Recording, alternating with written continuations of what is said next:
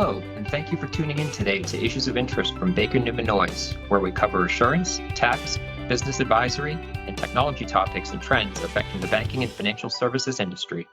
I'm Joe Jalbert, and I lead the banking and financial services practice here at BNN. Banks and financial institutions are constantly navigating volatility and change. Here at Issues of Interest, we help you stay current on what's happening in the industry so you can achieve success for your institution. Now, let's get into the episode.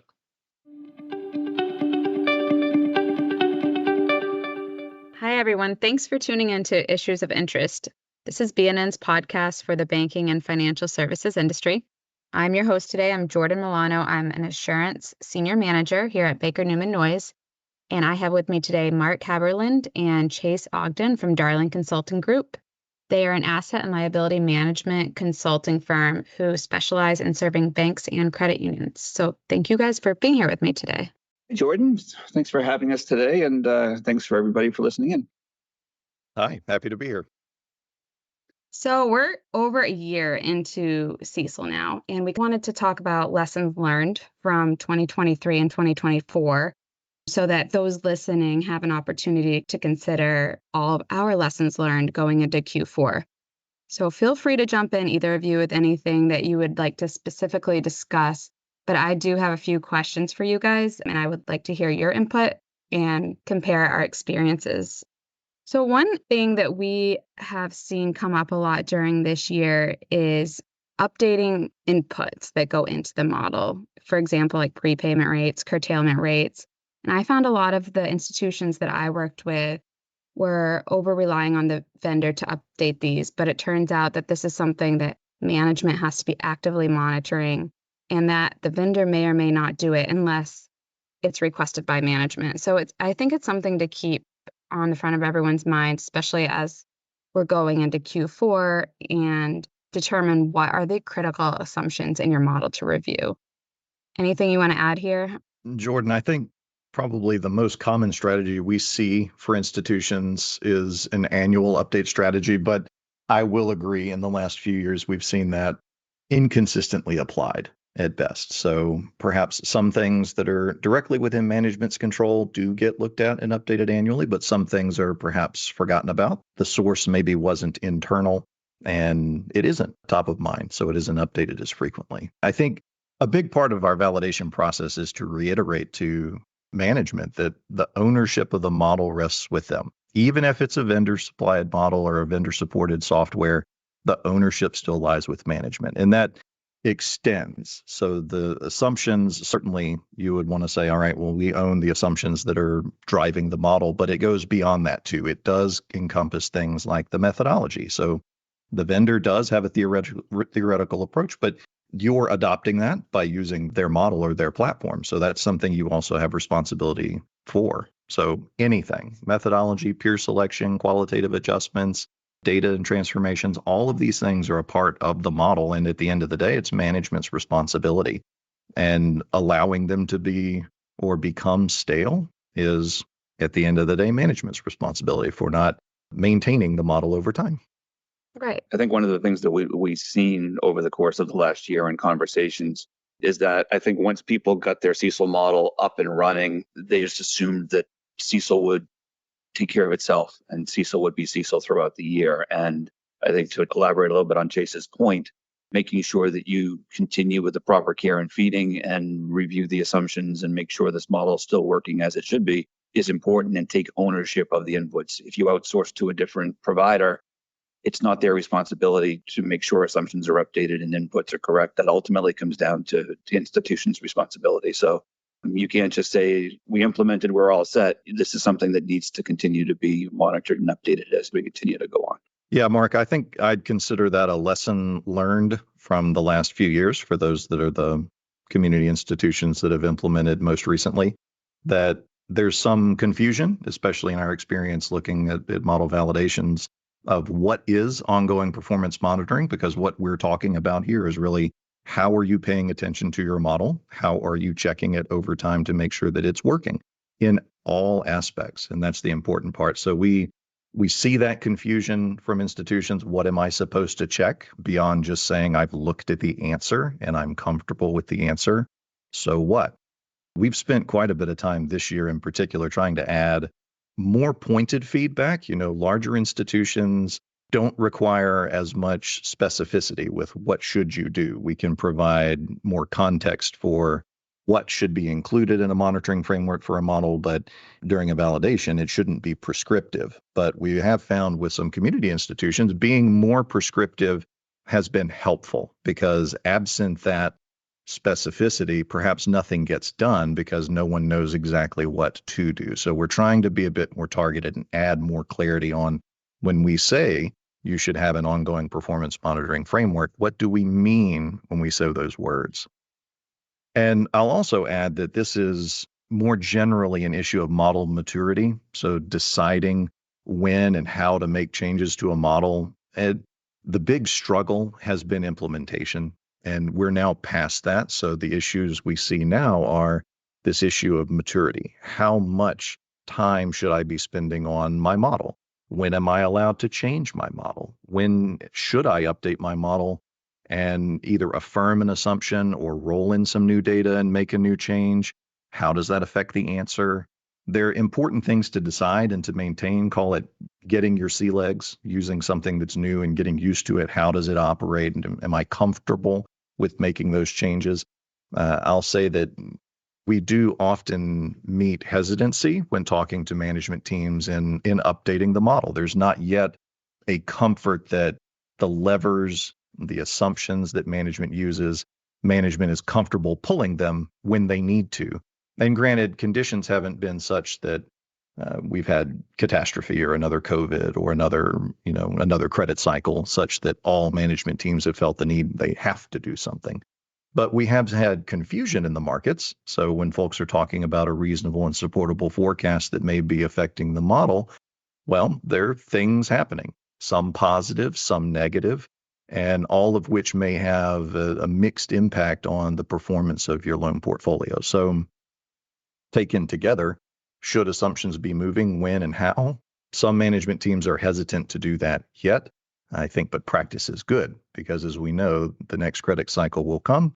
We need the model to be functioning and management to understand how to use it. It's all part of the process. Those are all really great points. I was also curious, as part of this ongoing model management, have your clients or those institutions that you've been working with, or have they been testing the sensitivity of the inputs and doing like sensitivity analysis? I know that for the smaller, less complex institutions, this can feel like a burden, but is there a practical way or is there a practice that's in place to sensitize these inputs? Jordan, I think the single most important thing that management teams should do is sensitivity test the model and sensitivity test the assumptions that are driving the model, depending on how the model is built. But both pieces are important. What we see most often is an emphasis on providing a back test. So in some way, have we run the model over the previous year and seen that over a period where not much happened, the model reported that not much happened. And in most cases, your reserve model is going to overestimate the losses that may have occurred in the last year.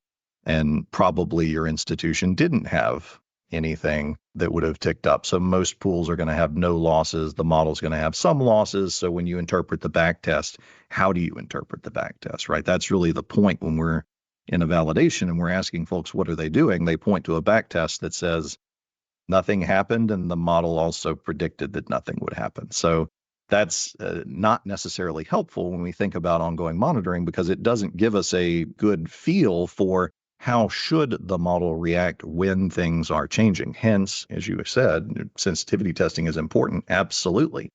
The point of performing a sensitivity test is to give you exactly the feel for how will the model perform under different conditions. And especially for a reserve model, the drivers should be very varied inputs that are coming from various sources, internal and external.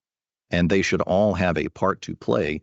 And it's interesting to see how sensitive the model may be to different inputs. Is the model mostly qualitative? Yes, you can sensitize your model for testing qualitative inputs. That's important.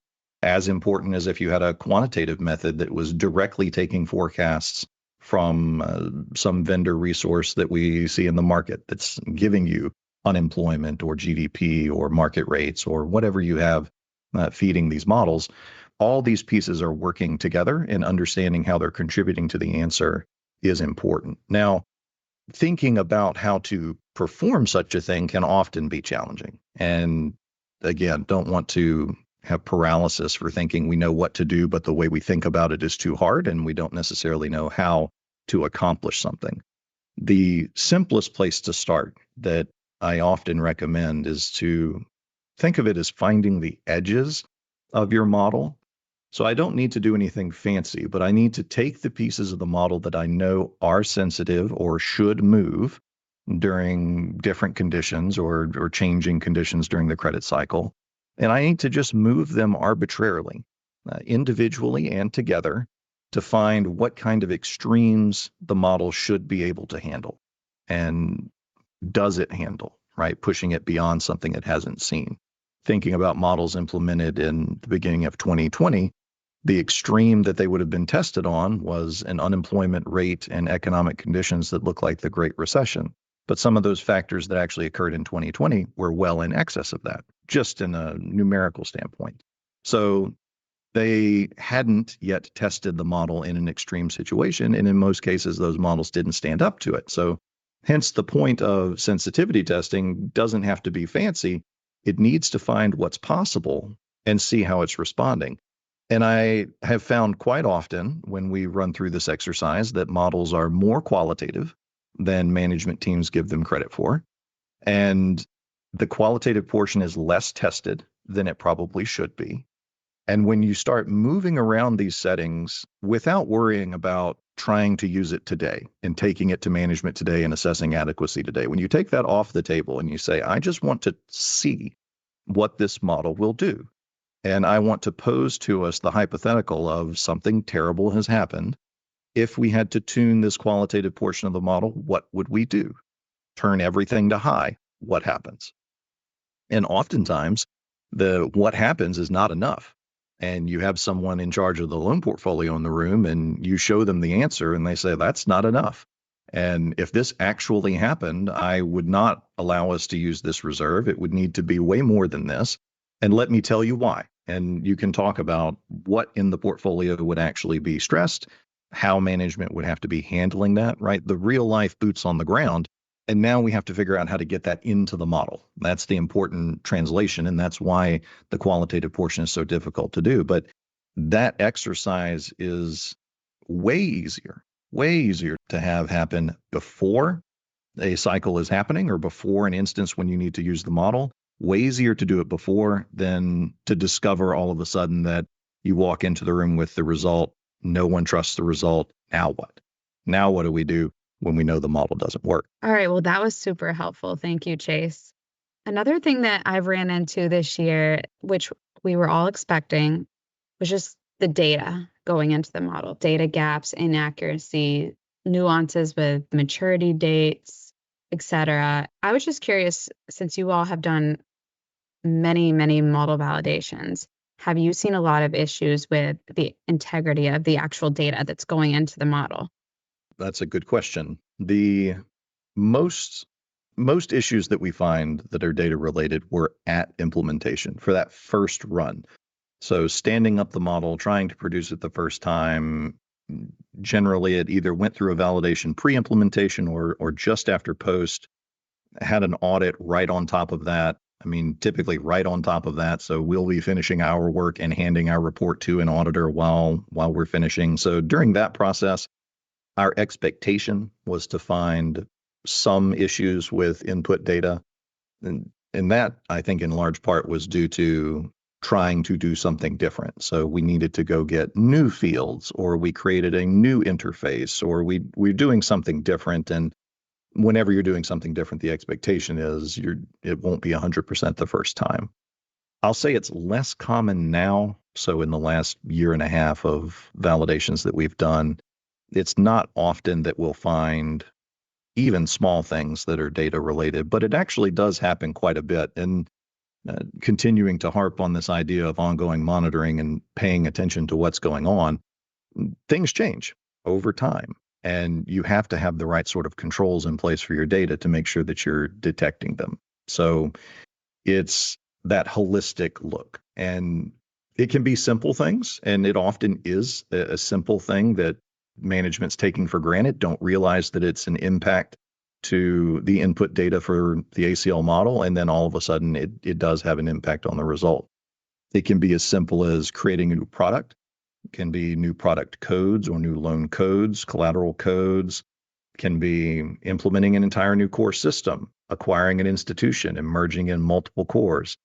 You can have new reporting platforms. So if my interface was built on an old setup with an old program and they migrated into something new, it might not work exactly the same. You can also have key person risk. So we do find at community institutions, the person that was responsible for making it work in the first place was a person. And the level of documentation and trust and reliance you have in that one person is pretty high. And that key person risk is somewhat mitigated. We do often, thinking about SOX narratives and control frameworks that we see for ACL models, they're generally speaking in a relatively robust place versus where they were a couple of years ago. So the easiest place to put in a very cut and dry, did we get the right thing in, is data. So that's usually the place where folks started in building their controls and then growing from there. But it's not to say that it doesn't happen. And the key, I think, in thinking about layers of risk management is that the validation and the audit are complementary in this respect, especially when it comes to considering data. So it's important to have the auditing team assess in great detail the completeness and accuracy of the model and what's supporting the general ledger entries for your financial statements. That's critical. That process in and of itself is very important. But there are places where sometimes data aren't being used as directly or explicitly, where you can have a more complex model in place, or you can have assumptions that are more complex.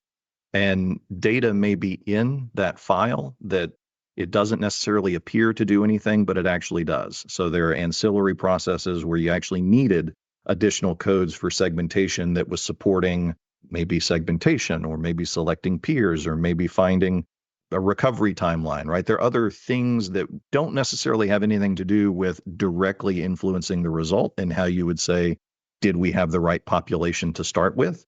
But it impacted how you were conducting the calculation on the other side. And that's what you would hope to suss out in the validation, which would say, I need to see everything. I need to know all of these little bunny trails that are off to the side that someone may have done some work. We need to understand all of them, and we need to trace that back, input, processing, and output, so that we understand it. And that would capture any other misses. So I wouldn't want anyone to think that, oh, well, we've mission accomplished. We have a set of controls in place, and the audit has looked at the controls that we identified. Therefore, we can never have a problem again. That isn't how it works. I think Mark said care and feeding. That's exactly the idea here. Things will change, will mature over time, and we have to put in place the right kind of living controls that will grow with the model, age with the model, and maintain it over time.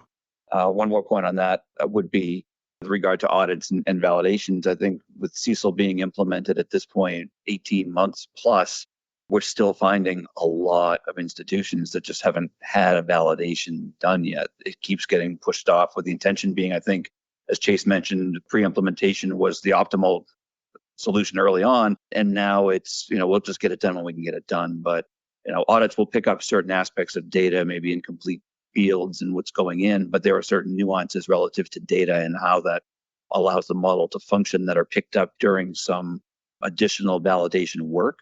And the longer that goes without being done, the higher the potential for something getting missed that's causing the model to not work properly. So I think anybody that hasn't had a validation of a model that was implemented in early 23, we're now coming up on a couple of years at this point. So it really should be something that's on the radar at some point pretty soon.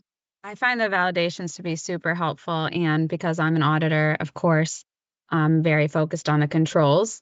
And I think the biggest shortfall that I saw this year with controls was surrounding the subjective components of the allowance. And changing controls from your prior model to really be tailored to your current model, especially where the subjective pieces come into play. A lot of times, a committee reviewing the allowance or some other high level control is a great control to have, but it's just really important to think about the level of precision of the control to make sure that it's actually going to catch significant issues within the calculation.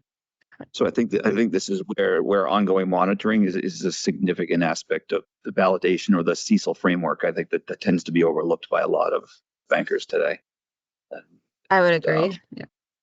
I think we see a variety of governance frameworks when we're performing model validations, and we pay special attention to that because the effective challenge portion. So in our model validation, where part of our focus is on this concept of effective challenge. So by this token, does management know enough about the subject matter? Does management know enough about how the model works so that the right questions are being asked, so that the reporting that's being provided is being correctly interpreted?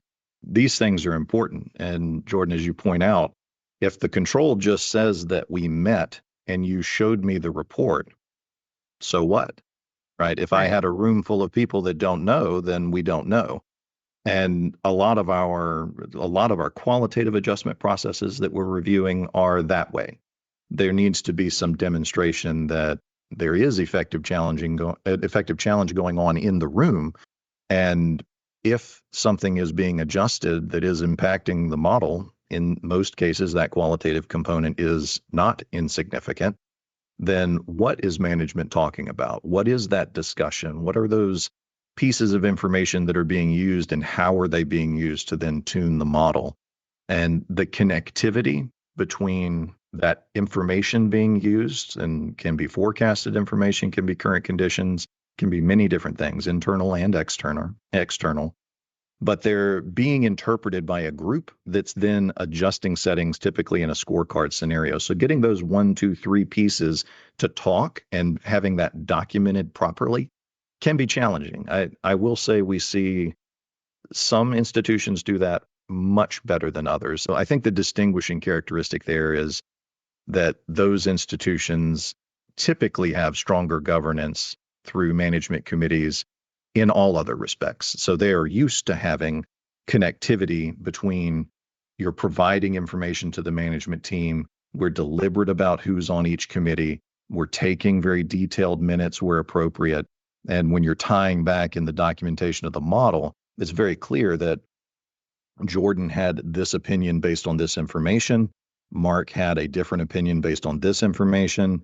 It was discussed and deliberated, and this was a decision that came out of it. And then those decisions translate to these changes within the scorecard. Again, our standard that we try to hold folks to is when we're coming back to review a particular point in time calculation, I need to be able to see that ultimate scorecard that defined the model, and I need to be able to arrive at the same decision you did.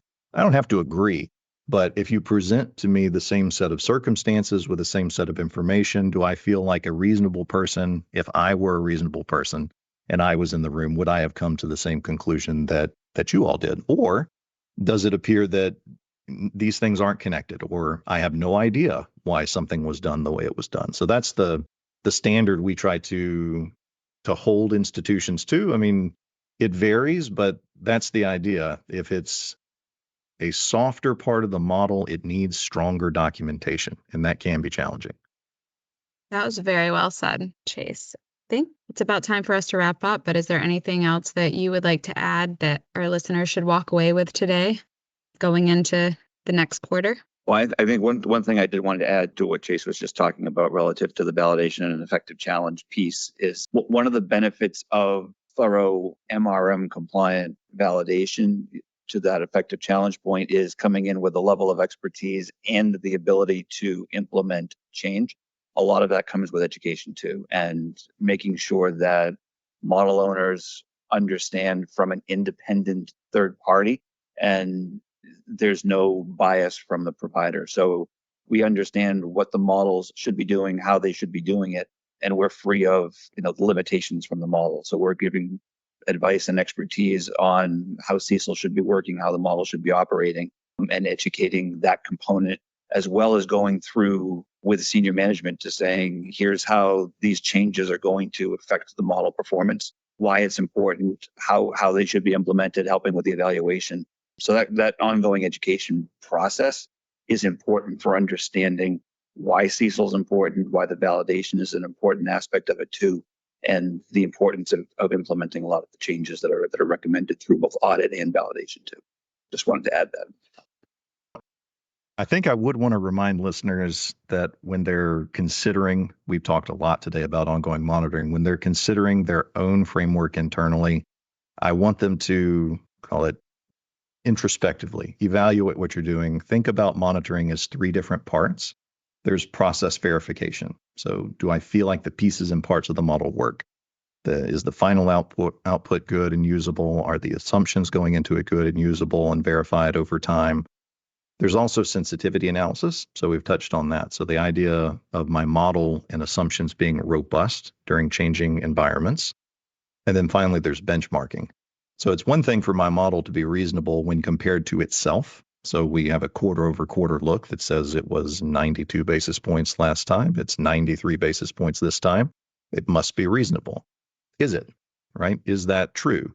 Absent other information, it must be true. But if we put it into a greater context, perhaps other institutions changed more, changed in a different direction, are at a different level, right? There are other things. When you have an entire industry trying to accomplish the same thing, even though they're doing it different ways, right? You can't directly compare someone else's result because it's quantitative, qualitative, all the different approaches are on the table. But when you do know that everyone's attempting to solve the same problem, it can be helpful to see where everyone else is and take different views of that and see how your model is performing. So benchmarking externally can be a helpful thing to do. If you have the capability, benchmark internally, use a different approach and see how it works. But those three parts should be addressed in your framework. So think about that and take that home. Process verification, sensitivity analysis, and benchmarking.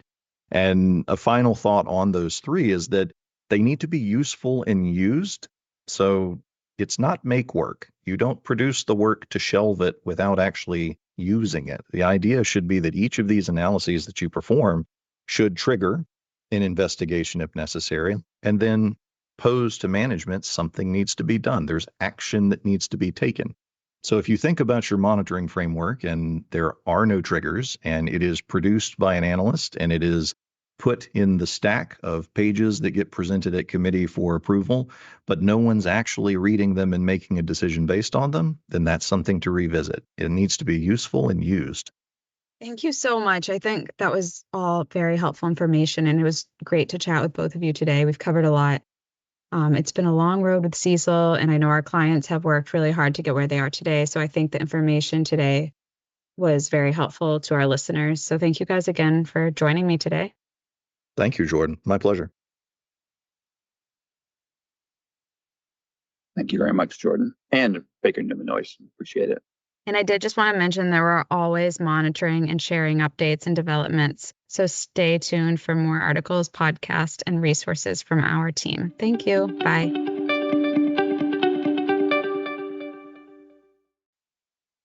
Thank you for listening to Issues of Interest from Baker Newman Noyes. The B&N banking team thrives on solving complex business challenges and helping institutions meet their goals. You can find more of our industry content and subscribe to our newsletter at bnncpa.com. If you'd like to connect with a member of our team, email info@bnncpa.com. Bye now.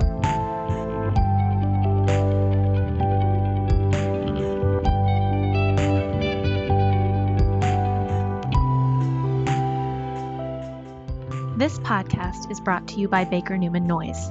The information contained in this episode is based on data available as of the date of its release.